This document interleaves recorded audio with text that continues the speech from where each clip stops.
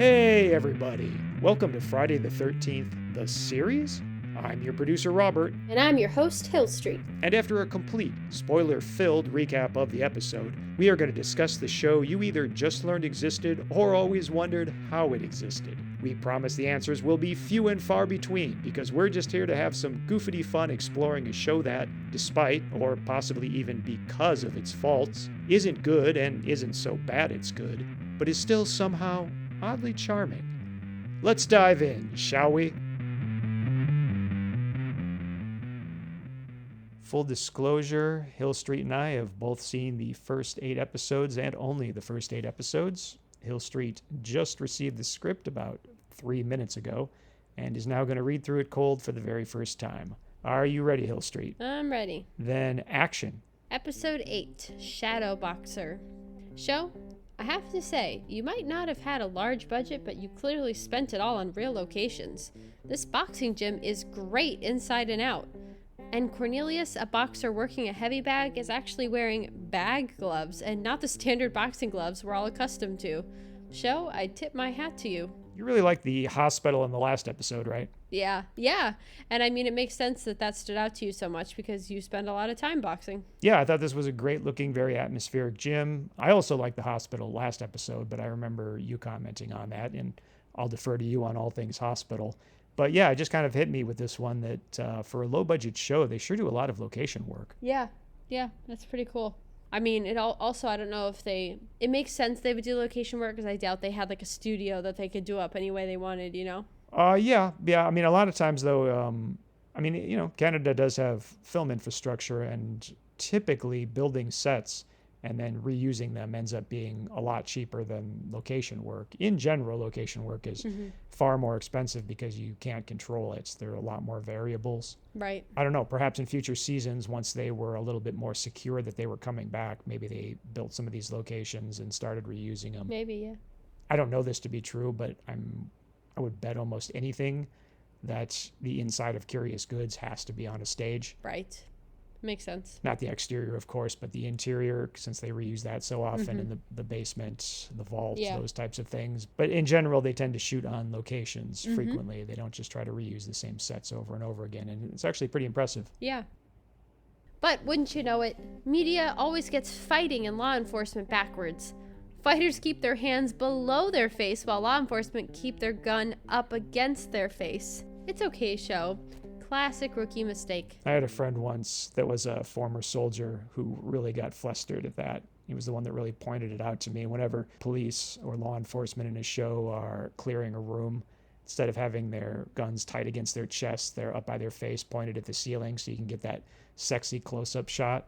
He's like, but that's not how it's done. Yeah. It's not how you clear a room. It makes sense, yeah. Why would you do it that way? The last thing you want is your gun against your ear.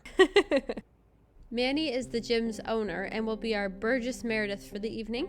He confronts Tommy, a former debt collector with a criminal past, in his office, begging to use a pair of boxing gloves that once made him feel like he was unstoppable.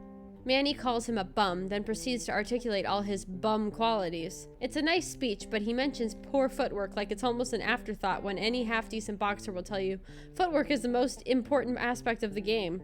It's a little weird Tommy already used the gloves once in a scene we don't see, and which apparently had no supernatural outcome, but it's at least a nice change of pace to see the moment one of these weekly psychos gets their mitts on the haunted curio du jour. You know, I like Cornelius, and I think it's a testament to the actor's charisma that Cornelius remains likable, even after delivering an exchange with Tommy that, as written, makes him out to be kind of a dick. He tells Tommy, presently training to beat Cornelius in the ring, that he should really just give up, but the actor, Philip Akin, makes it sound like he's just offering friendly advice and actually has Tommy's best interests at heart. What did you think of Cornelius and Philip? I didn't think there was a weak actor in this entire episode. I thought everybody was very good. Yeah, it was really good, right? Yeah, it was a really good episode. Yeah, from the character actors to the characters that were a little bit more natural. They were all fantastic. Yeah, it was a good one. In the otherwise empty locker room, Tommy slips on the coveted boxing gloves and begins to tremble in a way they should have abandoned after the first take. For reasons that shall forever remain a mystery, he walks over to his shadow, touches gloves with it, then his shadow comes alive and steps off the wall into the room in the coolest effect the show has produced so far. I have to agree. I was like, that is First of all, a great idea. You love the shadow too? I do. I love the shadow. I thought it was a fantastic idea. Oh, good. And just, oh, man, my heart's been in my throat, Hill Street. I was worried you weren't going to agree. Oh, no, the shadow was a great... just that whole pun of shadow boxing was great, and it was just very cool. Didn't get old the whole time. I love that thing. Every time it appeared, I was so happy to see it. I think it's my new favorite character on the show. It's just also so... doesn't 100% make sense, which maybe we'll get into. Exactly. Yeah. Yeah. Doesn't totally make sense the way it's killing people, but it's fun and I like it. Oh, I'm going to talk about the rules around that thing in the gloves later. Believe me, we're going to go deep into that. Okay, good, because I was a little confused. I charted it all out for you, Hill Street. We'll break it down. Thank God, because I couldn't sleep. Seriously, it's the world's most low-budget compositing effect, and I wouldn't have it any other way. Somehow the goofiness of it actually adds to the creepiness. Do you agree? Yeah, I guess so. I didn't think about it like that, but yeah, it kind of does. Like, it's not overtly menacing, but there's just something a little uncanny valley about it that makes it all the creepier. Yeah. The way it like moves in kind of a jittery way is yeah, definitely unsettling. Outside, in an alley, Manny is stalked by the shadow as he debates between the only two directions he can go. 4 times. I assume one alley over, Sideshow Bob is stepping one. I assume one alley over, Sideshow Bob is stepping on rake after rake. Meanwhile, the shadow keeps appearing on distant buildings, and given the perspective and distances involved, I think we're meant to believe that it's presently huge, although that conclusion could just be the result of poor filmmaking. Was that me, or did you also think that it was appearing like 2 or 3 stories tall way in the distance? Yeah, it didn't really make sense. The shadow eventually appears on the back door of a van, then steps down to give poor old Manny what for. Manny picks a heretofore unknown third option, even though it clearly leads to a dead end. Inside, Tommy trains harder than ever before and demonstrates real skill, while outside, Manny is unceremoniously beat to death by the shadow. Could have shown some class, show, and let Manny even attempt to fight back. Still, you're not as bad as the shadow, who marches off, arms raised in exulted triumph for having just pulverized a geriatric gym owner. Not sure it's time to weep because there are no worlds left to conquer. Flag on the play. Manny isn't quite dead. I'll be honest, I thought he was actually writing KO in blood on some alley cardboard, but no, it's TO and will actually be a valuable clue. So you've won this round, show. You know what KO stands for, right? Mm-mm. Oh, it's knockout. It's a boxing. Oh, okay. Knockout. Like I thought he was literally Writing like knockout. telling the world, I've been knocked out the way a boxer would, I guess, in death. It makes no sense. It would be highly campy. That's it's funny. Back in Curious Goods. Ah, damn it. We've returned to cousin flirting. I really hoped you'd grown out of that show. They'll never grow out of it. Never. That's their thing. That's their MO. And you know what? If they did grow out of it, I would be extremely upset. Oh, really? Yeah, you're leaning into it now? I mean, I've come to expect it, so yeah. Plus, we know your feelings on the subject. You are ready to ship these two, so. That's true. You are known and quoted. That's known and quoted. That's right. I'm famous for it. When Mickey reveals she's making a picture diary for her fiance Lloyd, Ryan actually says what we're all thinking, namely, haven't heard much of him lately. You said it, brother. Unfortunately, he proceeds to posit that Lloyd might have abandoned the engagement because Mickey is with 2 other men. Wow, Ryan, just wow. Oh God, when Ryan presents Mickey with his good side, she spanks him. A2, Mickey? Yep, I was waiting for that line, waiting for the spank. I thought about immediately. I was like, yep, that'll be in the script. You get a bit flushed. Did you take out your fan? Yeah. Yeah, I mean, she really went for it, and I'm like, what cousins do you know spank each other on the butt? Yeah, it wasn't subtle. Yeah, they're really going for it in this episode. There's another moment that quite stood out, although I'm sure we'll get there. There's an episode of Friends, and keep in mind, I've seen no episodes of Friends, but somehow I was just in the room or something while this episode was playing, where one of the characters is, I think it's one of the female characters, is dating a guy who's weirdly just a little kind of incestuous with his sister. I say that out loud and I'm like, no, that couldn't have been on network television, but yeah, I'm certain that was like the storyline for that character for that episode. We'll have to check that out at some point. Okay. Interesting.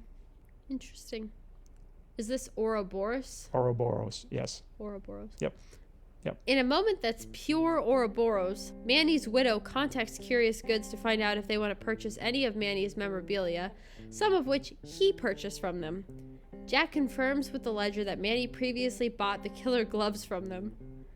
Show?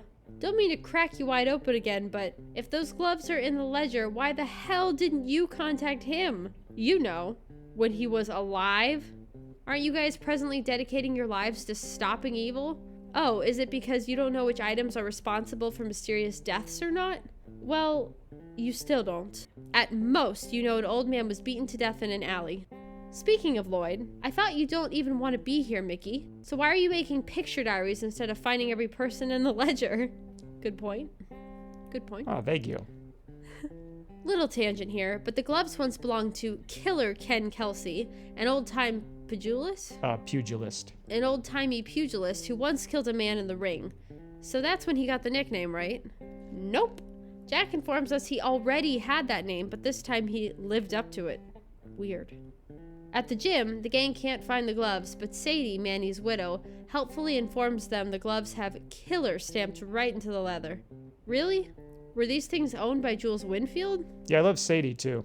Yeah, she was good. She had a small part, but she did a nice job. Yeah, just the one scene, but she knocked it out of the park. Thought she was delightful. Yeah. Presumably, Ryan the Lion and Crackerjack Marshak are actually going to purchase Manny's collection for Curious Goods, and are presently appraising it because they are nowhere in sight while Mickey is left on her own to flirt with boxers in an attempt to get a better look at their gloves. This, of course, leads to Tommy creeping on her, only to be scared off by Cornelius. Unfortunately, Tommy is actually smoking, so not wearing the gloves. And yes, kids, you could smoke in a boxing gym back then because you could smoke everywhere. This is where I would suggest you don't, but I think you're way ahead of me on this one. Maybe take that line one more time. This is where I would suggest you don't, but I think you're way ahead of me on this one. You ever smoke Kill Street? No, never tried it. Yeah, singing voice and all that. Yeah, and just none of that ever appealed to me for a second. I've never tried a single toke of pot. Nothing. Oh, you had that chance in 74 apparently and turned it down. I don't know. Yeah, I don't know. None of it's ever appealed to me. Back when they used words like toke and pot. Toke. I know. Well, see, I get that from my mother. It's my only exposure is the way she talks about it. You had a chance to try the jazz cigarettes and pass. Pass the Dutchie on the left-hand side. No reefer for you. Hate to say it, but the way Tommy works Mickey's camera into his creeping, we could see what develops, is actually pretty clever. We rapidly dollied in on a piece of boxing memorabilia as the edit point for the previous scene, and now the flash of Mickey's camera takes us out of this scene. We just want you to know, show, we noticed, and we appreciate it. Outside, when Tommy asks a boxer if he wants to come in to watch him fight, the boxer declines, telling him, "You'll never know what hit you. Ha ha!" Fine delivery, Mr. Actor, but I think you were just supposed to laugh, because saying, "ha ha," sounds phenomenally dumb. Inside, Tommy gloves up, summons a shadow, and punches in a locker. The ringing of the fight bell carries us into the next scene. Damn, show. Now a sound transition? Your transition game is on point. In the ring, we get the fight we're expecting in two respects. One, it's completely one-sided because of magic. That's fine.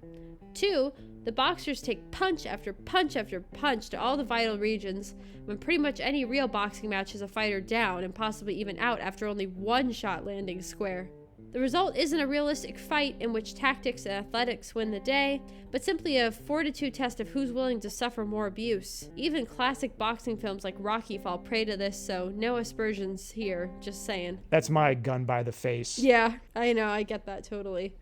I know, it's when it's something that you know so well like that, it's hard to watch it be so stupid. You're like, this would never happen. Verisimilitude. That's what the people demand. Yeah, yep. It's like when I watch medical shows and I see the doctors like doing their own ultrasounds. I'm like, yeah, right. They don't know how to do that. Those doctors don't know how to do anything. Exactly. Anesthesiologist to put them under, ultrasound person to do that. They just go in and chit-chat. Just kidding. Tommy wins the fight, and Mickey confirms. With the aid of her camera's zoom lens, his gloves do in fact say, "Bad killer." That's when my man Crackerjack Marshak realizes Manny was trying to spell Tommy. Hey, setups, payoffs, clues being assembled. This is playing out like a real TV show. We even get some fun camera POV shots. Not sure why Mickey is using black and white film, but it's cool. I'm getting good vibes here. And again, you shock me, show, with what you got away with back in the day.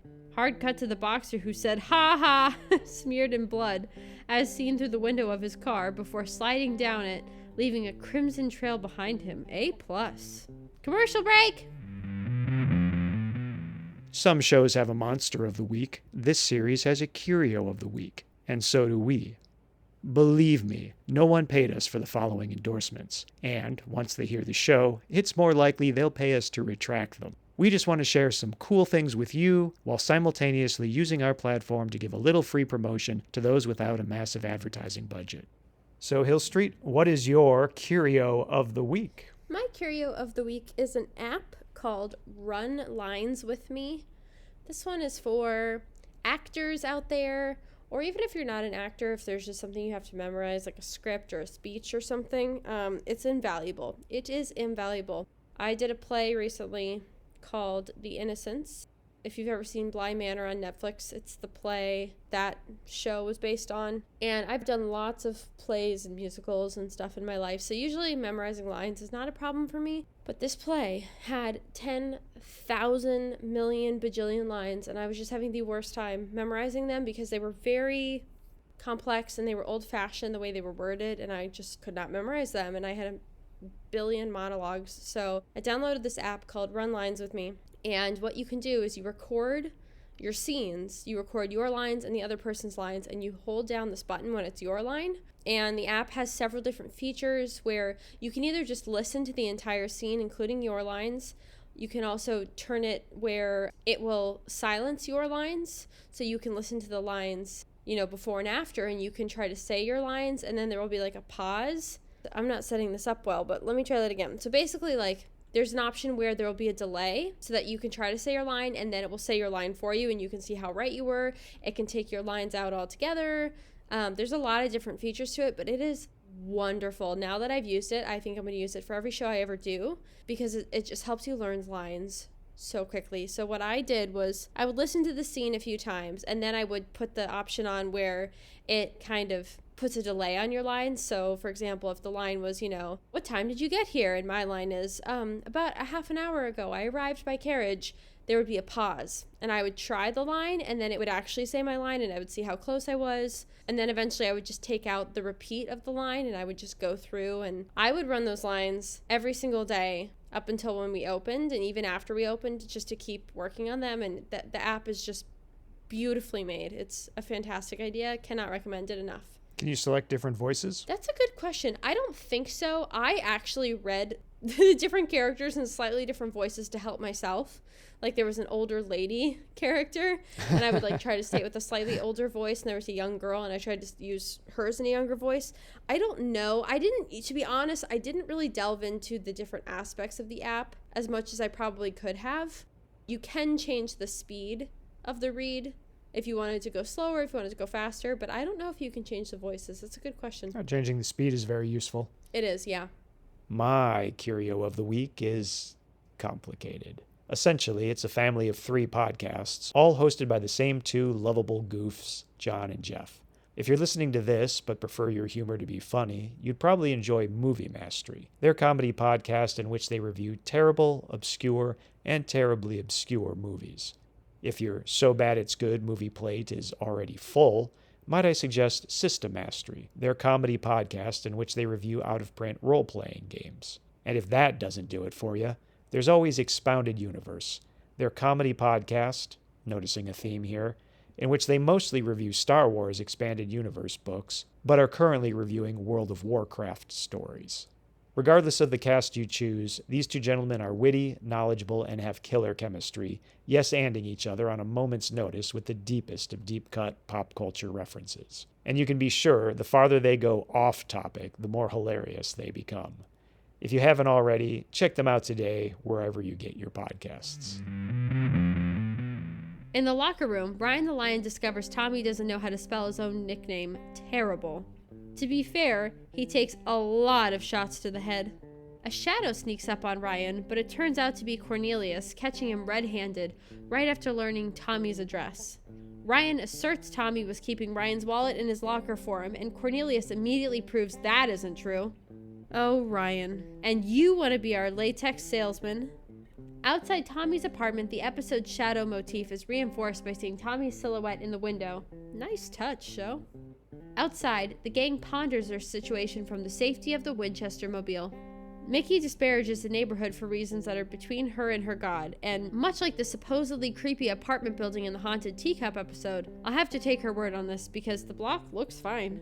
That's the real challenge of shooting in Canada, finding a neighborhood that conveys urban decay. So true. Yeah, did you think that neighborhood basically looked perfectly fine? Yeah. Yeah, it just took me back to a Cup of Time where I'm like, what were you guys talking about this building? Like, it's the scary house on the block. It looks perfectly serviceable. If it was available, I'd move into it. I know. They don't know where we're from. Yeah, you and me, we're from the streets. Yeah, exactly.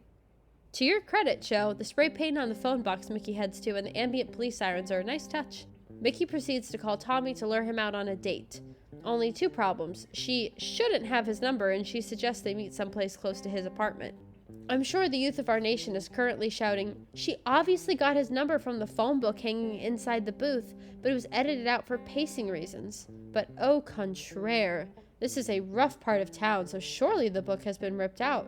That little gem your precious devices failed to teach you. Have you ever used a payphone Hill Street? Yes, I have. But, I mean, it's been probably 15 years. Yeah. As to meeting nearby, just a bad plan. Send him far away. I know you can't get there, so better idea, don't go. I'm sure it'll be fine, even though everything about him screams, guy who would assault a woman in a midnight hamburger shack. Still, Mickey's adorable little mission accomplished dance to the fellas leaves me reluctantly muttering, I just can't stay mad at you. Not sure why Jack reads her excited gesticulating as, she wants us to wait. But really, spectator interpretation is the beauty of modern dance. Did you like your dance as much as I did? Yeah, I did. I did enjoy that. I thought that was a nice moment on the show. It was cute. It was adorable. Yeah. Not sure what she throws away as she runs off. Maybe the show received a tax incentive if it included an anti-littering PSA? Yeah, I assume it's supposed to be his number. That's the only thing I could possibly think. Yeah, that makes sense. There's no moment, though, where she got his number. Yeah, but you can assume that doesn't make an ass out of you and me. Zing. I do like that phrase. Yeah, I guess the number thing makes sense. You gave it more thought than I did. I've learned to accept things very quickly on the show and just not, I don't think about it. I just go, okay, I'm with you. Yeah, it's a little bit like freezing to death. You should really just relax and go with it, and it'll be a pleasant experience. Exactly. I gave up a long time ago. I gave up when they tried to thumbtack something into a metal door. That's the episode that broke you. Well, we'll get to my breaking point later in this script, so... Tommy joins Mickey at a burger joint and mentions what an unexpected surprise it is. Then she replies, me too. No, even I'm not pedantic? Pedantic, yeah. No, even I'm not pedantic enough to point out all surprises are unexpected, but why does Mickey say me too? It doesn't flow linguistically after what Tommy said, and she invited him. What's the surprise? Tommy orders coffee and apple pie for 2? Hate to say it, but I'm starting to like this creep. When Tommy asks about Mickey's heritage, she mentions that she believes her family must have landed with the Pilgrims. Could this mean something? Might make a good crystal ball question. Do you want to leave that in? Yeah, we'll leave it in, yeah. Oh, okay.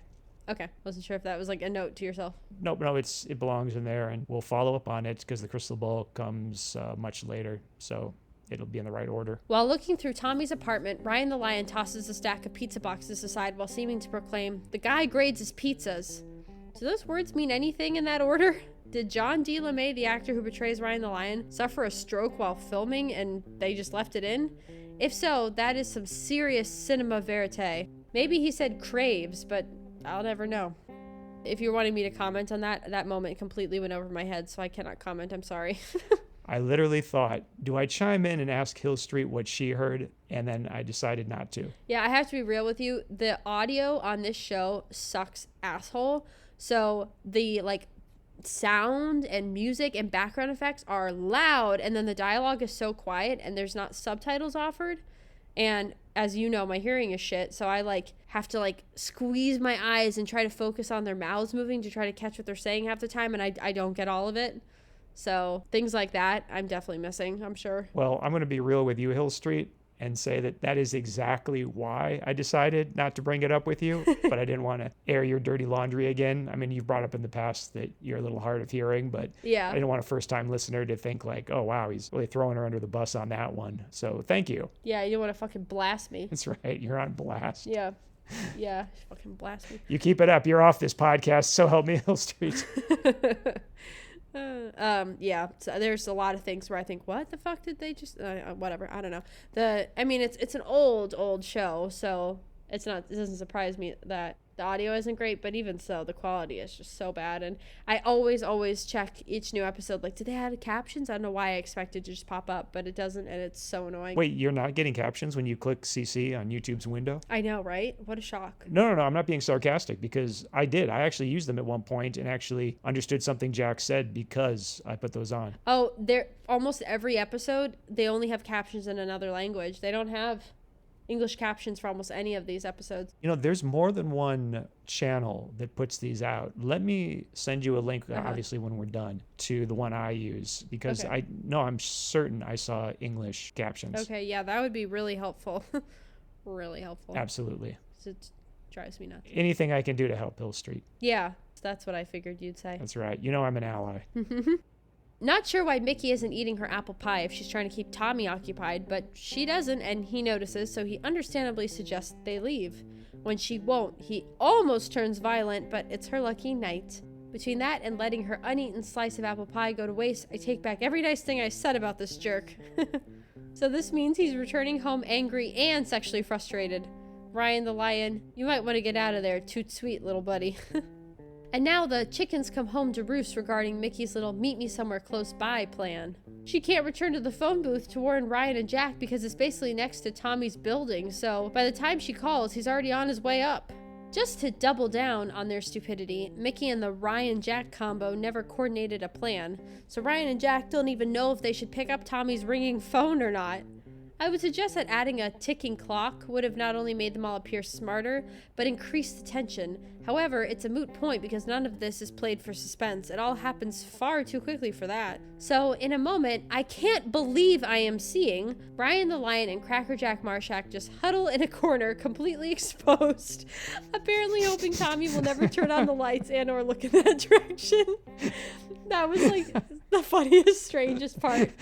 Did that blow your mind? Yeah, I was just like, what are they doing?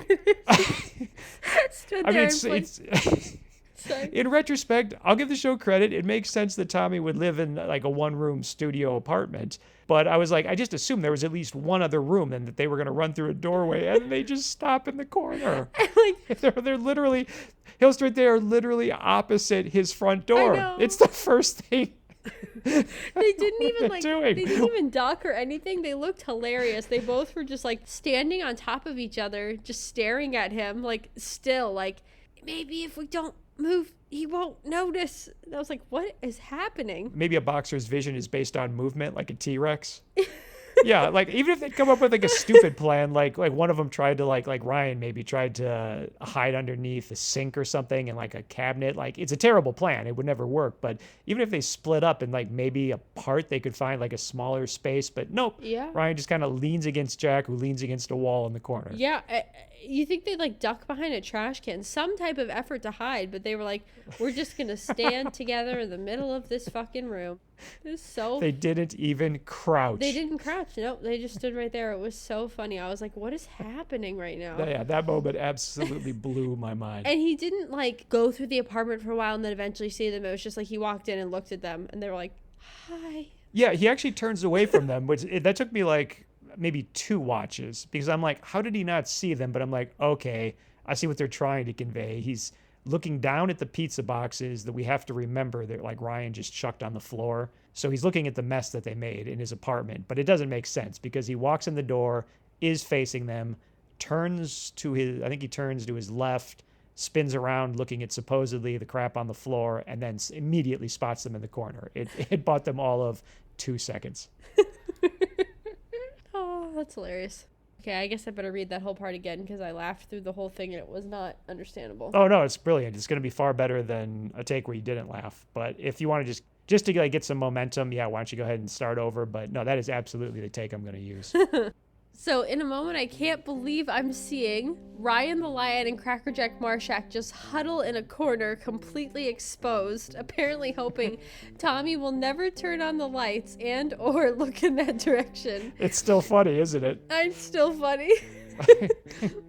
And he doesn't turn on the lights, but he still spots them almost instantly because they are completely visible. I guess what's also funny about it is, like, I could see in a panic me doing that, being like, where do we go? It's like, where do you go? I don't know, but it is so funny. In one of those rare moments when your confidence fails you. Yes, yeah, exactly. It's like, I don't know, it's kind of like when I'm playing like a game, like, I don't know, like an escape room, or I would say hide and seek, but I don't remember the last time I played hide and seek, but something like that, like, I know, like Marco Polo. I've played Marco Polo recently. Really? And it's like when the person's coming after you and I like get trapped in the pool, I like can't decide which way I want to go. So I just like stand in the spot and they get me because I panic. So like I could see myself doing something this stupid, but it was hilarious to see. I was like, what is happening? And did the show realize how funny this was? Because it didn't seem like they did. I don't think they meant it to be as funny as it was, but it was funny. Especially in such an otherwise grim episode. Yeah, I know. It was hilarious. I'm sorry, but I love the idea that panic attacks cost you games of Marco Polo. They do. Especially, I get real freaked. Especially since I know how competitive you are. That's got to be a real bummer. I know. I am. Come on, Hill Street. Get your head in the game. Oh, you're going to play Marco Polo, and you're going to win. I know you panicked, guys, but you could have easily surprised him, then run off. What I'm saying is, next time, try to choose fight over flight. Instead of just being pissed two people broke into his apartment and trashed the place, he actually puts together... Yeah, maybe it could have used another comma, or it could have used another rewrite, but sorry, I had to crank this thing out in 2 days. You're fine. You gets what you gets. You're fine. I just had to figure it out. Instead of just being pissed two people broke into his apartment and trashed the place, he actually puts together and is even more mad that they had Mickey set him up. For a talentless boxer, this guy can't have taken that many blows to the head. Ryan, why are you trying to convince him you wouldn't have Mickey toy with his emotions like that? You still broke into, then trashed his apartment, buddy. Ryan seems oddly hurt and defensive about the whole playing with his emotions. Right. It's like, dude, that's the least of your problems. I know. I think he's way past that. It's like weirdly touching, but still very odd. So Tommy, a big Shawshank fan, pulls a poster aside and removes the gloves from a hole in the wall. Normally I would suggest even a good boxer would have trouble taking on 2 opponents in real life, but I think even Tommy could have handled this without the killer gloves. At least now we'll get some payoff on the earlier setup line of Ryan the Lion bragging he used to box back in high school. Is that even a thing? Maybe in Canada? Can't imagine the liability involved. Anyway, Tommy is presently occupied putting on the gloves, so Ryan should be able to at least do a little damage before, and no. Tommy hurls him into a desk like a sack of potatoes, then proceeds to punch Jack backwards out of his apartment, although we awkwardly cut to Mickey during the punch, so I can't imagine how badly the fight choreography must have gone down on the day. I would have trouble believing Jack could take that punch, but he proved last episode, surviving that fall down an elevator shaft. He is nigh invulnerable. That's my man, Crackerjack Marshak. Kind of a superhero. Yeah, he's up there with Superman and Batman. I'd say he's right there. With his gloves finally on, the Shadow shows up downstairs to confront Mickey. For reasons. So, no shaking this time, no touching gloves, they're just completely Peter Panning it now. The Shadow is its own free agent? And how does this work exactly? The first time, I believe Tommy was thinking about Manny while training, so the Shadow went after Manny. But the last time, and this one, he was pretty occupied, boxing someone. So who's directing the Shadow, and or how is it choosing victims? These are the questions that will keep me up at night for decades to come. Commercial break! If you like the horror genre as much as we do, you can preview the horror comic book Requiem for a Psychopath right now, for free, at the Inner Demon Entertainment website. Imagine a world in which horror film slashers are real. Then imagine a troubled teen bringing one out of retirement to help him take revenge on his bullies. It was written by me and drawn by friend of the show, Stephen Yu. Again, that's Requiem for a Psychopath on the Inner Demon Entertainment website. And, if you dig it, please either review and rate it 5 stars on Amazon, or don't rate and review it at all. Ratings of less than 5 stars send the algorithm into murder mode for some reason. Thanks. I hope you enjoy it. Inside the apartment, Ryan the Lion ducks just in time, and Tommy punches through a brick wall. Wait, hang on. Once again, a tale of two series. Once a new show, you walked up to the buffet of story ideas and selected all of them. The gloves make you an amazing boxer and grant superhuman strength. Okay, there's a little Venn diagram overlap there, but they also summon a shadow that kills for you? Show, truly, your cup runneth over. The gloves grant you human strength. Human strength, yeah. Oh, well, that actually still might help out Ryan. That'll bring him up to real man status. Yeah, that's funny. The shadow apparently punches when and how Tommy does, and the logistical problems that raises are immediately obvious, since it throws a punch that had zero chance of connecting with Mickey. Luckily for Ryan the Lion, Mickey inadvertently discovers the gloves are a two-way street. When the flash of her camera wounds the shadow, Tommy is also wounded, or distracted, or something. Ryan fails to retrieve the gloves, but escapes with his life. Downstairs, Ryan yells at Mickey to get in the Winchester mobile as if she wasn't already doing that, and off they go, a perfectly botched plan in their rear-view mirror. In explaining what she saw, Mickey claims her hand went right through the shadow, and no. Don't gaslight us, show. We saw the encounter. That didn't happen. End of story. Turns out Ryan is a comic book fan. No surprise there. But name-dropping Green Lantern is. Ryan's a little miffed he had to trade issue number 3 to get Mickey's photos developed at midnight. Bummer, dude. Guess that's gone forever. If only you worked in a business that specializes in obtaining rare collectibles. The gang figure out how the gloves work. Kinda. Ryan suggests the shadow creature goes after anyone that's a threat to Tommy. Then Mickey surmises it also goes after anyone trying to steal the gloves. Wrong on both accounts. A real 1-2 punch of a failure, that is. First, Ryan the Lion came closest to being a threat, but neither Manny nor the boxer outside the gym were. Second, where was the shadow when Tommy stole the gloves from Manny? Much like the hide in the corner plan, the gang leaves Curious Goods to continue plotting against Tommy at the gym where Tommy trains. Hey, gang, he knows all of you. All of you.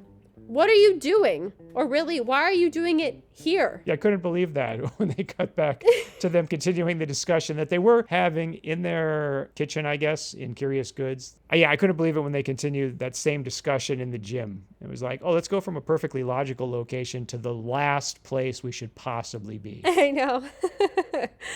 Yep, but that's what makes it fun. They like to live on the edge. Now they're addicted to the danger. Now if they're not being chased by an object that could kill them every week, what's the point of living? The show is basically the Hurt Locker at this point. Yeah, exactly. Also, is that a poker table and a tournament-sized pool table?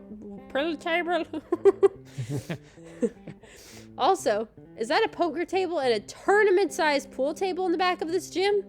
Yeah, well, I'm gonna go build my own gym with blackjack and hookers. In fact, forget the gym. Oh, are you having a panic attack there? What?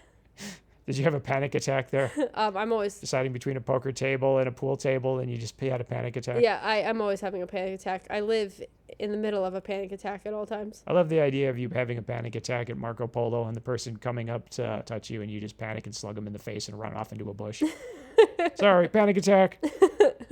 I don't like when they start getting too close and I don't know how to get out of the spot I'm in. I just freak out, and much like our people in this episode, I just freeze and I'm like, and it's, yeah. So I can see how it happened to them. You know, I made fun of them, but now I'm looking at it. I'm like, yeah, that tracks. Yeah, there's probably no harm in you playing a game in which you frequently have panic attacks in a pool. Hey, I'm still kicking. Another long take results in 2 of our leads talking over each other again, but they roll with it, and with all these background actors to coordinate, I don't blame them this time for not doing a second take. The reason this conversation is taking place in the gym is so Cornelius can overhear that Tommy killed Manny. With no further questions, Cornelius slugs Tommy and challenges him to a fight in the ring. This is efficient story pacing turned up to 11. Fortunately, the actor playing Cornelius once again demonstrates his talent, and when he releases the Kraken, we get to see a whole different side to Cornelius. Bravo! Oh, maybe I spoke too soon? When the gang confronts Cornelius about why he can't fight Tommy, Cornelius implies he already suspected Tommy of Manny's death. It's not the words as written, it's in the performance, so I'm not sure if it was intentional or not, but I like to think this actor realizes how flimsy his character's motivation was, and buttressed it here? Buttressed. And buttressed it here. Maybe just, but I like to think through the end. But I like to think this actor realized how flimsy his character's motivation was and buttressed it here. Yeah, I really like this actor. I don't know what else to say. Yeah, he's very good. He's very, very good. I agree. Very good. Wow. This episode sprung not only for all these background gym rats, but a full crowd of spectators to watch the fight between Cornelius and Tommy. I'm legitimately impressed. Jack warns Ryan the Lion not to be a hero. No worries there. Then suggests Mickey set up the sun gun. That camera of hers is really bringing out the witty wordplay. Gotta be honest, I almost feel like the episode is becoming aware of me and my what is it? Neologisms. Gotta be honest, I almost feel like the episode is becoming aware of me and my neologisms, and Crackerjack Marshak is warning me too can play at that game. Congrats, show. I guess you finally broke me. In one of the series' best laid plans to date, Crackerjack Marshak blackmails Tommy with a surprisingly cogent ruse, thus setting a trap for the Shadow. Unfortunately, much like Ryan the Lion jumping onto that cot in the Haunted Pet episode, this scene cuts out a moment too soon, while Tommy is still speaking. Was the episode running exactly 3/10 of a second too long? Well, there goes all the transition goodwill this episode had banked so far. You already know how this plays out. While Cornelius and Tommy fight, the Shadow comes for Jack, and Mickey blasts it with light. But, wouldn't you know it, the light's batteries die after about 10 seconds, so things get dicey as Mickey fires up the Winchester Mobile and uses its headlights to obliterate the Shadow. As a result, Cornelius nearly kills Tommy in the ring. In a moment that is as insane as it is genuinely impressive, Ryan the Lion senses the moment, vaults head first through the lower ropes, and forward rolls right up to Tommy's unconscious body. And John D. LeMay actually did it. No stunt person here. Makes absolutely no sense for a character who is otherwise a total spaz, but it's so well executed even John Wick would offer a single nod of approval. Were you as impressed as I was? Yeah, I was. I also thought this whole moment was totally weird. Oh, you're about to talk about it, I think. Oh, and how? Yeah, it's just totally weird, but I'll read this. Don't you worry your pretty little head about it. Oh yeah, I'm going to bring it up. Of course. I'm so glad to hear you thought it was as weird as I did. I'm sorry, please continue. No, it's just real weird.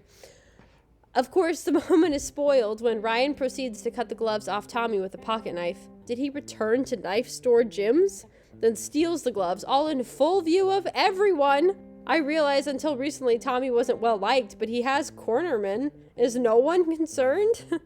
Yep. Yeah, that was a phenomenally bizarre moment, right? Everyone's watching, and this random dude forward rolls into the ring, cuts the gloves off with a knife, and just runs away. I know, and it's so weird, and I'm like, there's a better way they could have done it. They could have had, like, medics come and take him off the stage where everyone's staring at him, and then he could have done it, like, while the medics go to get him something. You know what I mean? Like, there was a way. Yes, and in the very last episode, Ryan passes himself off as a surgeon. Just sneak on with, like, the fight doctor. Right. Take the gloves off, and then just quietly slip away. Yeah, it didn't make any sense to just jump and roll on stage in front of everybody and cut these gloves off and take them. You think people will be like, what the fuck is this person doing? He's cutting him. Like, it was so weird. And I could see extras watching it happen and then trying to, like, avert their eyes because they weren't supposed to be watching. Right. I was like, this is so weird. They thought this was the best way for him to take the gloves back. It didn't make any sense. They make so many weird choices sometimes where I'm like, why would you do this? You're right. We should go back and watch carefully to see if there are background actors just rolling their eyes at this plot contrivance. Yeah, I know. They're like trying so hard not to watch it. Like, this is actually going to air on television. Sorry, I need to answer something from work, so just hold on 1 second. You're like, yes, that does look malignant. Yeah. Smiley face. Exactly what I'm typing right now. I'm typing she a goner send. It's like Tinder, but for cancer. You're just looking at skin photos, swiping left for cancer, right for benign. All right, back to it. Commercial break. Welcome to Crystal Ball, the segment where we gaze into the future and let time make fools of us all. In this episode, we learn a little bit about Mickey's past. Very little, but she does make this mention of her family coming over, possibly on the Mayflower. Kind of an interesting little tidbit to just throw out there. So what do you think? Is this show going to go full supernatural, and will we learn more about Mickey's family line? Yeah, not only that, but I was thinking, like, they could even have, like, a go back in time thing with the way that their objects work. Like a flashback episode. Yeah. Oh, wait, you're not talking about a flashback. You're talking about actual time travel? Yeah, we could. One of their objects. Yeah, it's definitely possible. Yeah. Yeah. I mean, we could do a flashback episode, but they could also do like a object make you travel back in time thing. So the thought did cross my mind. Yeah, very possible. Porque no los dos. Okay, cool. And I guess since we're on that topic, I guess just to expand just a little bit, what do you think about Ryan? I mean, I guess if they do her, it would make sense to do the same with him. They haven't obviously alluded to that yet, but it would it would be a way to definitely expand the show past Monster of the Week, is to get to know those characters deeper, right? Yeah, absolutely.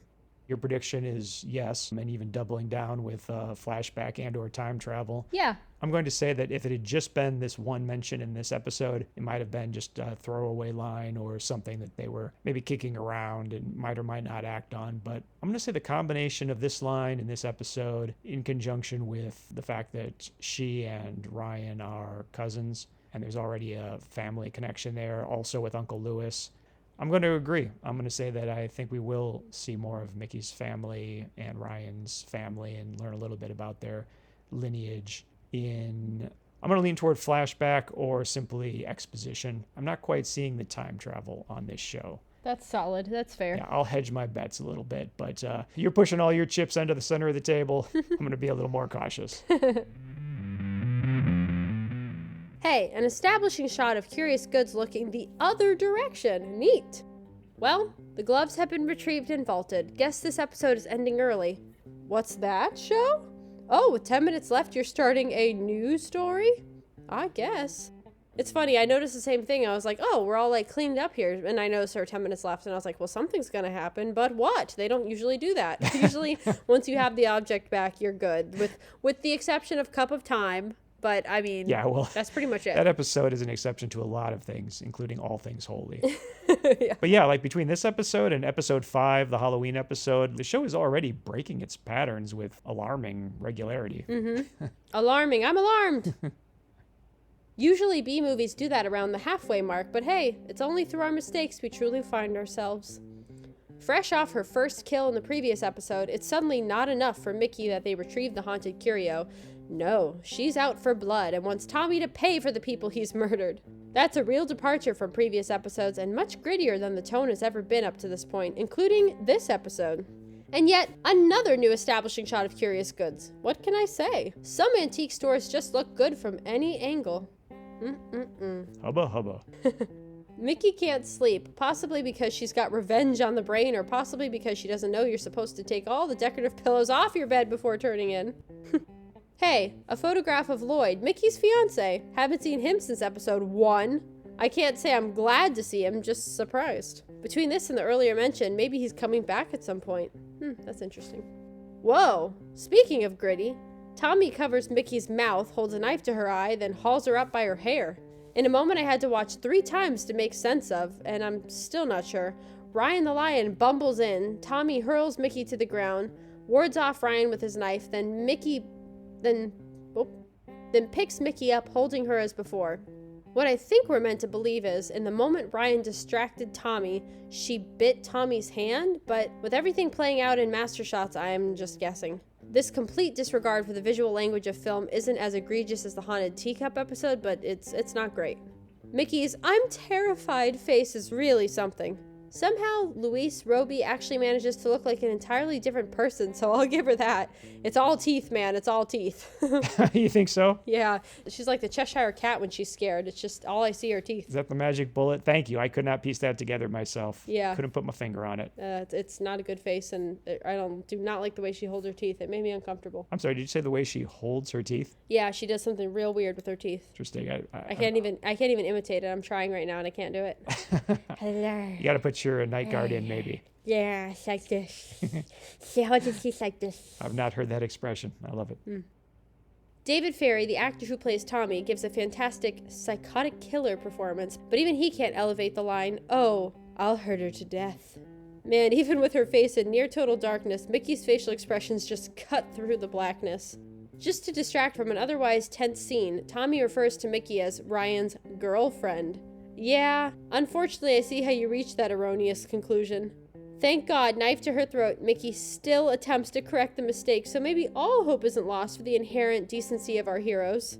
While Ryan heads off to retrieve the gloves, Tommy periodically plants butterfly kisses on Mickey's cheek while he facilitates between deciding to disfigure her versus literally stabbing Jack in the back after making him turn around. Vacillates? Yeah, I hate to break this to you, Robert, but, do I call you Robert on this? Yes. Okay. Yeah, I hate to break this to you, but those are not butterfly kisses. Butterfly kisses is when you bat your eyelashes together. Those are butterfly kisses. He's just straight up giving her creepy, open-mouthed kisses on the cheek. Oh, really? Yeah. Yeah, the only time I've ever heard the expression was in that SNL sketch making fun of the movie Her with Michael Cera, meaning the sketch had Michael Cera and Jonah Hill. Oh, yeah. Just described it as butterfly kisses, so I guess I never saw the visual to go with it. Mm-hmm. Okay, well then let's just do one more take where it's just Tommy periodically plants kisses. Tommy periodically plants kisses on Mickey's cheek while he vacillates between deciding to disfigure her versus literally stabbing Jack in the back after making him turn around.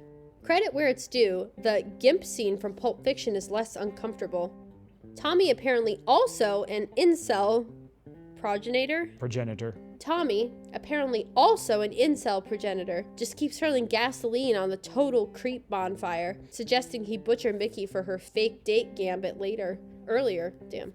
Ryan returns with the gloves, and the camera lingers on Tommy a few moments too long before cutting. They should have shaved these frames off and added them to the earlier scene in which they cut away from Tommy too soon. Now, get comfortable because we are in for a treat. A moment that will destroy Ryan the Lion's character in a manner from which he will never recover. Ryan hands Tommy one of the killer gloves, then, wearing the other one, wallops Jack in the gut with a liver punch that leaves young, athletic Tommy doubled over in pain. Like good Canadian John Candy taught us, that's how Houdini died, you know? If that wasn't enough, he proceeds to knock Jack cold. Ryan does this despite the fact the gloves make one strong enough to punch through brick. Despite the fact they seem to elevate one's boxing prowess to champion levels. Despite the fact we learned earlier you can punch inanimate objects and the gloves still work. You know what? Forget about the gloves. You came from the vault. Use the haunted pen that grants dark wishes. Or the scalpel that cuts through anything. Hell, maybe form a temporary pact with Vita. The sky's the limit. Apparently, the show's explanation is that the gloves turn you evil as long as you have them on.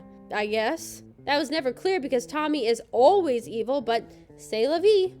So, yeah, Mickey and Jack aren't mad at Ryan for punching Jack. They're mad at him for putting on a glove in the first place, as if he was warned not to wear it while carrying it to the fires of Mount Doom. Were you as shocked as I was when that happened? The whole thing was a crazy episode, but yeah, this part I was like, this is interesting. I kind of liked that for once one of the characters got involved with one of the evil objects and got influenced by it. I've been waiting for that for a while. And actually used it? Yeah, I thought that was kind of a fun thing. I bet you have been waiting for that because that was your take on the show earlier on, is that they influence the person, turning them evil. Right, yeah. Case in point, my friend. Case in point. I admit, there is mounting evidence. I might stand corrected. Yep. So it was nice to see. It was a nice moment, you know? Brought me joy. It's always nice to be right. Yeah, but yeah, it was surprising for sure. The guy who sold Curious Goods the gloves took them off and never killed again. Why are we suddenly a DEFCON supernatural in which any minor infraction results in a soul being forever tainted? This is neither the time nor place, but it would seem Mickey wears slippers to bed. How queer. Oh no, wait, she's barefoot in the very next shot. Just a mistake, I guess. While Jack and Ryan argue about how dumb Ryan's plan was, Mickey is left to hold Tommy's knife just in case he wakes up, which she does in the most awkward and timid way possible. You killed a man last episode. This isn't your first rodeo. And are you holding a teddy bear? Where did you get that? That's 2 episodes in a row in which a teddy bear just appears in your hands. Was Luis Roby bringing one to set every week and they just decided to start working it in? Seriously. Did you notice that? I did not. That's really funny. Yeah, this time I'm certain it's a teddy bear. And yeah, I understand it's her room, but still, that's 2 episodes in a row. That's hilarious. I guess they needed to pad the episode a little because Mickey tells Jack Tommy isn't breathing. Jack says Tommy's alive and that she should call an ambulance. Tommy starts to toss and turn like he's having a bad dream. Then Mickey abandons her guard duty responsibilities and scampers out of the room. I didn't realize you could Tetris so many non sequiturs in just such a brief span of time. Shifting tones again from merely gritty to almost nihilistic, Ryan seems to be just racked with some combination of guilt and PTSD, while Jack stands over the unconscious Tommy and mutters gravely, "Sometimes you bring justice on yourself." Why is this so much more grim dark than every other episode? Tommy's not the worst killer. Nobody died during this encounter. It's not their first contact with dark magic. What is going on here? I'm guessing this tone will be completely forgotten after the commercial break. Yeah, did it seem weird to you how intense everything was? Yeah, and how I dug it though. seriously they were taking it, the gravitas of this moment compared to everything else they've done in every other episode up to this point? Yeah, I was into it. I was like, this is how it should be. This should be the benchmark they use. Exactly, yep. I would like it to be this way from now on. They broke the mold with this one. That's right. Might be. Maybe you'll get lucky. I hope so. Did promise the people I would reveal a quick, creepy boxing anecdote. One time I was getting ready to spar, and my coach told me that you can't spar with the Velcro-backed gloves that, most fighters train with these days, because you could potentially cut the other person with it. You have to use laced gloves. So he sent me up to the counter to get a pair that belonged to a friend of his, and as he's tying them up for me, he's good enough to casually drop the fact that the owner of these gloves is now dead. Had died the previous couple weeks, I think. I happened to guess heroin, which turned out to be true and kind of blew his mind. Although I think there were enough context clues that I wasn't amazed that I pieced that together. But I'll tell you this, Hill Street. Being told you're about to go fight wearing a dead man's gloves makes you feel exactly as you would expect it would make you feel. Yeah. So, free tip to all the coaches. Let me coach the coach here for a second. Don't tell your fighter he's about to go fight wearing a dead man's gloves. It is not going to help improve his performance. That's funny. Shadow puppets. We return with shadow puppets. Maybe this is some form of therapy for Ryan? Sure, let's go with that. Honestly, I don't know if this ending is dark or not because nothing makes sense. Cornelius arrives and assures everyone Tommy had scar tissue around his brain from previous fights, so Cornelius isn't responsible for him being hurt. On the other hand, show you're ahead of your time in acknowledging the effects of head trauma in sports. On the other hand, Cornelius beat him unconscious. You know what causes brain scarring, don't you? But let's not lose the forest for the trees. Was Cornelius's culpability something anyone was concerned about? If so, why? And for what? Tommy's not dead. Is he in a coma or something? Are you implying the beating at Cornelius's hands led to Tommy breaking into Curious Goods? I know you're not, because Cornelius proceeds to ask if they know why Tommy came over that night. Show, don't run when no one is chasing you. Oh, dang it. Mickey, while flirtatiously playing with Ryan's lapel, I might add, says that Ryan wasn't responsible after all. Responsible for what? What happened to Tommy? All things considered, he got off pretty light. And again, whatever damage had already been done to Tommy, I'm sure a supernatural ass whooping didn't help. Oh yeah, and why are we so concerned about Tommy and not Jack? He took the same punishment. And don't even get me started on the tragic implications of this whole brain scarring hand washing they keep doing. Violence and erratic behavior are symptoms of brain damage. So is Tommy really just a tragic victim of all the beatings he suffered, possibly in conjunction with low self-esteem from a lifetime of people looking down on him? Ah, geez, Rick, I don't know. This episode is real dark. You watch Rick and Morty? No, it's not for me. Oh, that's right. I showed you an episode, didn't I? Yep. If I give you a reading, Yeah. You want to take a I stab can at imitate just you, imitating yeah. me then, I guess? I'll imitate you. Okay, cool. The blind leading the blind here. Yep. Okay, yeah. So it's, oh, geez, Rick, I don't know. This episode is real dark. Oh, geez, Rick, I don't know. This episode is real dark. Like that? Yeah, except I think you started to wander into Italian territory there. You started to make Morty a little bit Italian. I'm digging it. Hey, just for fun, imitate me on this one, okay? Oh, jeez, Rick. I don't know. This episode's real dark. Oh, jeez, Rick, I don't know. This episode is real dark. Amazing. I love it. That was fun. We gotta do that more often. If I had to guess, and I do, I think the brain scarring is meant to let the gang off the hook for when the police inevitably showed up to ask questions about the unconscious man found in their store. Maybe. But he would still have some crazy bruises that couldn't be easily explained away. And back to Mickey and Ryan for a sec. I'm really alarmed. They seem to be wearing awfully similar fabrics. I hope that's just an odd coincidence, but when Jack scolds Ryan about his black eye, Mickey turns playfully antagonistic for Ryan's amusement in a way that fills me with dread regarding future storylines. Ta-da. I'm going to ask you Schrodinger's question here. It's simultaneously ludicrous, but also completely sensible. But I won't know which one until I ask, and the question collapses into one or the other. Is there a boxing episode of Supernatural? Oh, I don't think so. Not that I remember. I mean, I think I've seen every single episode at this point because I've seen seasons 1 through probably 10 or 11 multiple times. And then after that, like season 12 through 15, I think I've only seen once. Seasons 13 through 15 was a real struggle for me to get through. I was kind of barely watching at that point.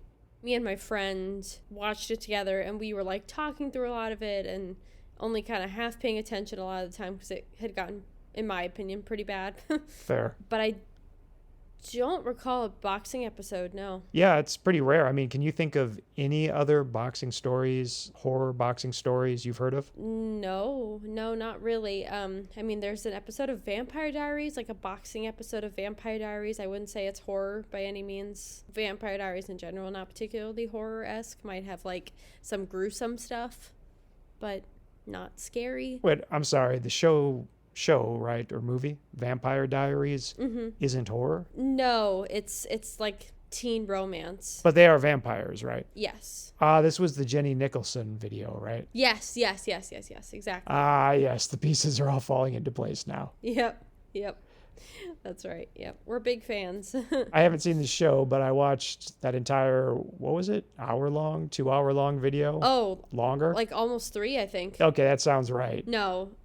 Yeah, maybe it is almost 3. Yeah, it's long, and I've seen it more than once. Yeah, I've seen that, and my memory of that is I don't remember very much horror in that purported vampire show. No, there's a lot of gore, but not a lot of horror. But no, there's a boxing episode in that. But no, boxing horror, I don't think I recall any. No, so unique. Yeah, even more rare than the horror surgeon genre. Yes, definitely. So just out of curiosity, what is your experience with non-horror boxing movies? Have you seen the Rocky movies? I have seen, I think, the first. Thoughts? I liked it, but I mean, my God, I probably saw that when I was 14 or something. But I liked it. I've seen $1 Million Baby. Loved that when I saw it, but that was very sad. Definitely. Is that boxing? That's boxing. Yes, that is definitely boxing. Okay. How about Cinderella Man with Russell Crowe and Paul Giamatti? I don't think I've seen that. I'm guessing you probably have not seen the anime Hajime no Ippo. Definitely not. I've seen the one with the robots. Oh, really? Real Steel with Hugh Jackman, I believe? Yes. My boyfriend at the time loved that movie way back in the day. So yeah, I've definitely seen that one. Well, that was enjoyable. Oh, that's right. You dated a guy who was pretty into boxing, didn't you? Yes, I did. Does your dad still box? He does. Yep. 4 times a week. Usually, sometimes 5. Pretty hardcore. Oh, wow. He's even more into it these days. Yep. Yeah, he's pretty intense. And yeah, I had a boyfriend who boxed pretty seriously. So I've been around the block. Did you ever play the Nintendo game Mike Tyson's Punch-Out? I don't think so. One of my best friends wrote on the show Mike Tyson Mysteries. Does that count? It does not. Okay, then no. It is commendable. It is laudable, but it does not count as an affirmative answer to that question. I only bring it up because the anime Hajime no Ippo is basically an anime of Mike Tyson's Punch-Out, where every episode the protagonist has to fight a different opponent who has a very particular technique that they use. And at first, it completely trashes the protagonist. They seem undefeatable, and then he trains hard and comes up with a strategy so that by the end, he can outmaneuver him, figure out the pattern, and win, which essentially was the entire game of Mike Tyson's Punch-Out. It was really, when you think about it, it was a different kind of Nintendo game that was basically oops, all bosses, where there were no minor enemies. You only fought bosses, and you had to detect their patterns and then outmaneuver them. Interesting. Once upon a time, when you were super into escape rooms, you were telling me about the concept that you had of adding... Oh, you can't tell them my concept. They're going to steal it. Okay, I was going to ask if that was fair game for the podcast. Absolutely not. That's happening someday. Oh, it's happening. Okay, I wasn't sure if that dream had been mothballed or not, but no, we're keeping that one on life support. Yeah. No pulling the plug there. It's still fucking genius, and it's still gonna happen. Okay, forget I asked. Just out of curiosity, do you still hit up a lot of escape rooms? Not like before, where it was nuts, where we were going like every week. But, I mean, I've probably done 4, maybe, since I've been in North Carolina. Mostly horror themed? Preferably, yeah. At least horror, sci-fi-ish, mystery-ish, yeah. My group of friends out here enjoys them, but we're also not crazy people like my friends in LA were, where they were like, we gotta go twice a week. And they almost sent me into bankruptcy. Yeah, they were pretty hardcore, weren't they? Yeah, we were crazy. And I suck asshole at them. So I just kind of like stood around and was like, oh, I think I found something over here. Just kidding. It's specifically says don't touch it. I don't know what I'm doing. Like, I'm not very good at them. But Your friends were basically addicted? oh my God, yeah. We had to hold an intervention for you? Super addicted. They admit how addicted they are. The second we would get out of one, they'd be like, look in the area, see if there's another one open around here. And I was like, you guys are nuts. This is nuts. I enjoy going in the room and seeing how it's set up and like the ambiance. I think that's fun, but the solving puzzles thing, meh. So yeah, not really a ton of boxing horror films, but how about shadow creatures in horror? What do you mean? Like, can you think of any other examples of... Oh, where like the shadow is like the enemy kind of thing? Yeah, exactly. Like, I know there's an episode of the new Twilight Zone from the 1980s that was directed by Joe Dante called The Shadow Man. That's all about a shadow creature that this young boy discovers lives underneath his bed. But I haven't actually seen that episode myself, so there's not too much I can say about it. It's just that it occurred to me, this was kind of the rare episode of Friday the 13th, the series, in which there actually was a physical entity that was going around that had a human shape, if not a form exactly, that was doing the killing. The only shadow creature that I can think of is Dracula, really. Dracula, like us seeing the Gary Oldman Dracula turn into the old guy Dracula. That was the only one that I could think of when you asked that question. I don't remember any other shadows doing what this one did, where it was doing the killing and all of that. Actually, that's not true. That's not true. In Supernatural. Ah, here we go. It's the only other one I can think of. Jackpot. Exactly. That's our go-to when we need an obscure horror reference. They've done everything sooner or later. They're the Simpsons of horror. Yeah, literally. The only other one I can think of. Supernatural did it. Yeah. There's an episode where you see like the shadow, you keep like panning to like the girl's shadow, and these like shadow creatures come up and claw at her until she dies, and you see like the blood spatter against the shadows. The only way to keep them from killing you is to like light them up, as they say. Like they like light up like a flare in the room. It's the episode where Sam and Dean's dad comes back for the first time in a long time. I think it's the second season. But yes, they're like these shadow demons. So that it's Supernatural. That's the only one I can think of. Which again, these shows are so similar to each other, you almost kind of wonder if Supernatural took a look at the show and got ideas. To be fair, that is a shadow's natural enemy. Right, yeah. I wonder if maybe Goosebumps or something had them, because they just seem like such a natural fit for children. Mm-hmm. You know, children always seeing shadows in the corner of their room and being scared by them. Right. It's possible. I haven't seen every Goosebumps thing, probably. I don't recall all the scary stories to tell in the dark that I read as a kid, and I haven't read or seen anything Goosebumps. Yeah, I don't recall a shadow thing either. I know a decent amount of Goosebumps. I don't remember all of them. There were some that weren't my favorite. What was that other children's horror show? I think it might have been Canadian, in fact. Are You Afraid of the Dark? Yes, that was it. I believe that's the one I'm thinking of. Yeah. Of which you've seen some. Yes. Mm-hmm. But you don't recall a shadow episode in there? Mm-mm.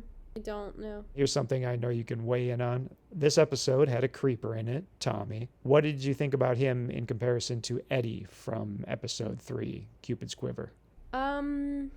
Okay, let me rephrase. Which creeper would you rather have creeping on you? Sophie's choice here. Pick your poison. Yeah.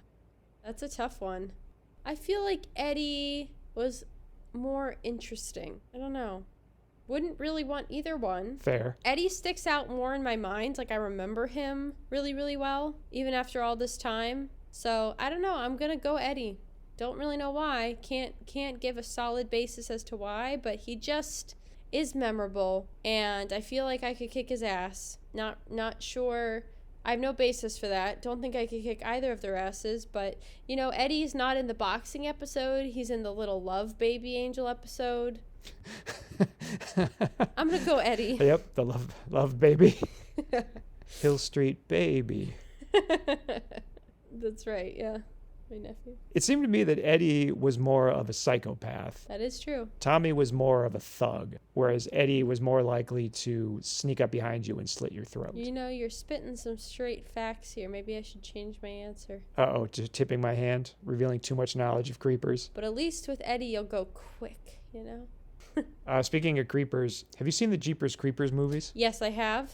Big fan. How many? There have been 2 or 3, right? Yes, I've seen 2. I don't know if I've seen a third. Yeah, I've definitely seen the first one. I think I saw the second, but I actually don't recall.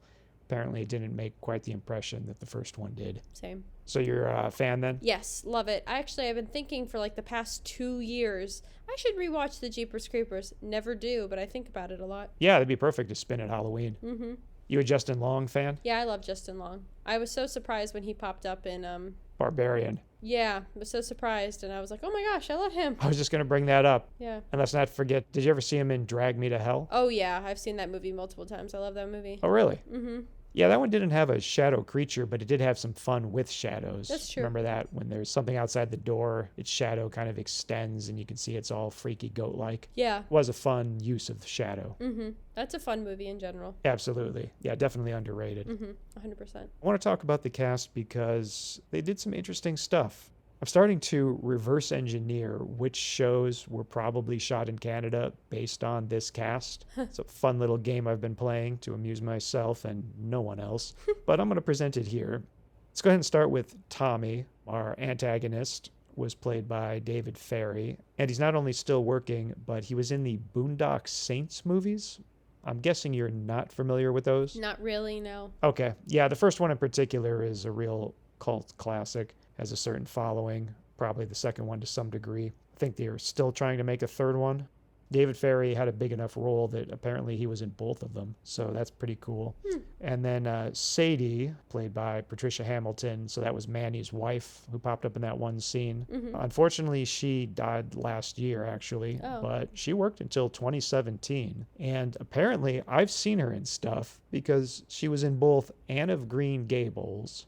Are you familiar with that property? Yes. Did you watch it in school by chance? I don't think so. How did you see it? My mom, I think, was watching it, and I watched it with her. Yeah, we watched it in elementary school, and I remember a good friend of mine just being so disappointed. Somehow I had learned what we were going to be watching before anyone else, and when I told my friend, he was just so disappointed. I think he had already seen it in school somehow, and I didn't, or maybe it was daycare or something, but somehow he'd already watched it. And when I said, Anne of Green Gables, he just, oh, no. So bummed out. Kind of for that reason, it somehow always made this weird impression on me, although I don't really remember anything of the actual story. I just remember how depressed he was that that was going to be our movie for the next couple days. Oh, that's funny. But yeah, that means I've technically seen Patricia Hamilton in something else. In fact, 2 something elses, because in addition to Anne of Green Gables, she was in the My Bloody Valentine remake. The one with Jared Padalecki. Oh, no, with Jensen Ackles. Oh, no. There goes my horror street cred. Yeah, that was embarrassing. I'm embarrassed for you. Yeah, be editing that out. Oh, dang. If you were here with me, I would be getting punched right now. Yeah, Jared Padalecki was in Friday the 13th, ironically enough. Yes. Jensen Ackles was in My Bloody Valentine. They did come out within a few months of each other, but get it fucking right. Oh, come on. Are we going to split hairs here? Yes, because Jared Padalecki has long hair and Jensen Ackles has short hair. Fair. Sometime when we need a fill-in episode, we can spend an entire 2 hours with you going through all the ways that those 2 actors are different. Oh, I could spend time. Fair enough. Well, Manny himself, our coach and gym owner, was played by Jack Duffy, who worked on the RoboCop TV show, which is a show I keep seeing in these actors' filmographies. Must have been shot up in Canada, I'm thinking. Was also thinking that was a show that maybe that should be our next project when we've watched all the Friday the 13th, the series episodes. He was also in that show Maniac Mansion I'd mentioned to you. You're right, yeah. And also The Littlest Hobo. Oh my God, this show will not die. Oh yeah, I'm now noting every time we've got a Littlest Hobo appearance, and it's going to be pretty much every actor here forward. Tony Terrific, which it turns out is the name of that guy that died face down on his car outside in the parking lot. He was actually played by Nicholas Pasco. Possible Paisan alert. Despite being almost just more than featured background in that, he went on to have a pretty decent career. It looks like it ended in 2012, but oddly enough, he was also in the Boondock Saints films. Interesting. And his last credit on IMDb, I believe, was a show called Warehouse 13, which actually is another show, and a more appropriate show than RoboCop to follow Friday the 13th, the series, if we went on to talk about something else. It's not quite horror. It's more of a sci-fi show, I think. Mm-hmm. Kind of a obscure little project, but one that's, I think it has a bit of a cult following. But yeah, in Warehouse 13, Nicholas played a gym owner, so it pretty much brought his career full circle. Interesting. And there's something kind of satisfying about that. Yeah, that's cool. And then finally, our man Cornelius, played by Philip Aiken, not only still working, but he was in some pretty big projects, including the RoboCop remake that showed The Expanse that I mentioned, The Sum of All Fears, Tom Clancy book turned into a movie several years back, and The Littlest Hobo. Oh my God. Crazy. Yeah, that show gets around. It really does. I think not only every Canadian actor, but every Canadian citizen was legally obligated to appear in one episode of that show. Who were your favorites in terms of the cast for this episode? Cornelius was my favorite. Mine too. Yeah, he was really good. Yeah. And it doesn't surprise me that he went on to have a really good career and is, in fact, still working. Yeah, he was definitely my favorite. And who else did you like? I liked the actor that played Tommy. Mm-hmm. Well, I mean, I liked everyone. Sadie, for her one scene, Yes, me too. was quite memorable. She didn't get much screen time, but I remember her distinctly. She was delightful. Yeah. Likewise, Manny didn't get a ton of time, but he was really good. Tony Terrific really didn't get much chance to shine. Mm-hmm. He was perfectly fine. But the actor that played Tommy was good. Yeah, he was really good. I think even as a psychopath, there was moments of empathy with him, especially moments when we first met him, where he really is the butt of everyone's jokes. He's looked down on, and you do kind of feel bad for him. Mm-hmm. Definitely. So I think a well-rounded performance from David Ferry. Yeah, the cast was really tight on this episode. Yes, very well cast, a lot of great talent. And I have to say again and again, I pointed out in the past the great child actors and young actors, but among the adults too. Mm-hmm. I mean, it's really well cast with some talented people. Mm-hmm. I agree. Pretty consistent feather in its cap, really. Right. And I did accidentally stumble across the fact that the actor that played Eddie from episode 3, the creep I mentioned earlier, he will be back in future episodes. What I'm not sure of, though, is I don't think the character returns, but I think possibly he plays other roles. It's always weird when they bring people back to play different characters. I don't know, if you spot it, I always think it's such a weird choice, but sometimes you would never catch it in a million years. It just depends how different they look, you know? Yeah, given that the show often doesn't have the budget to even have our characters in any kind of costume when they go, quote, undercover, I just can't imagine how much they're going to do to make him look different. Right. So yeah, it'll be really interesting to see. Yeah. And speaking of callbacks, I should probably mention that I've been listening to a few more episodes of the Friends and Factoids podcast from our friends Devin and Stephanie. Right. I have to say, after listening to a few more episodes, I see more Venn diagram overlap with our podcast than maybe I had first suspected. Often the topics that they bring up are something supernatural, something mysterious, something macabre. Sometimes it's real, sometimes it's fictional, but they do have a little bit of a darker edge. So although it's kind of general knowledge and a little bit of a Trivia Pursuit kind of situation where they're discussing just whatever they want to talk about, a lot of times it does skew dark. Cool. So all the more reason, if you're a fan of this, you might be interested in their podcast. You should definitely check them out. And like I said before, it's really well done and they're delightful. Awesome. At this point, we've both watched episode 9. Did it blow your mind as much as it blew mine? I don't know that it... why did it blow your mind? Well, one, for all the callbacks Yes. that we had. Okay, yes. And two, how gory the curio is in this episode. Yeah, it is really gory. I guess what blew my mind was the Mickey Ryan storyline a little bit. That's kind of what I mean when I'm referring to the callbacks. But yes, calling back and then developing some of the storylines. So we had character advancement. We had a lot of characters coming back.